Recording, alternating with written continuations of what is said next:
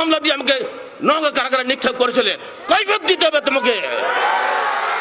তৎকালীন এসপিকে অবশ্যই অবশ্যই আল্লাহর কাছে কৈফিয়ত দিতে হবে।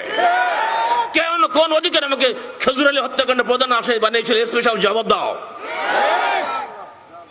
অতএব আমাদেরকে রাগেই চেষ্টা করা হবে না, আবার হ্যান্ডকাপ করে নওগাঁ কারাগারে নিয়ে যাও, জবান বন্ধ করার চেষ্টা করো না। আল্লাহ বলছেন ওয়াল আসর, কালের শপথ করে বলছি আমি আল্লাহ, ইন্নাল ইনসানা লাফি খুসর, প্রত্যেকটা মানুষই ক্ষতির মধ্যে আছে। শুধু 4টা গুণ বিশিষ্ট মানুষ ক্ষতি থেকে বাঁচতে পারবে। সাবধান হও, যারা রাষ্ট্র চালাচ্ছ, সমাজ চালাচ্ছ, নেতাগিরি করো, তারা এগুলো শোনো ভালো করে। এই 4টা দোষ যদি তোমার থাকে, তুমি আগে তওবা 10 বার করো।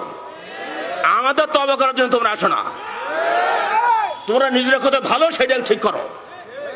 আমরা জীবনে ঘুষ খাই না, আমরা জীবনে করে মারি না, আমরা কারোর রাস্তা করি না, কারোর কোনো ক্ষতি করি না, বলে মানুষ উপকার করি।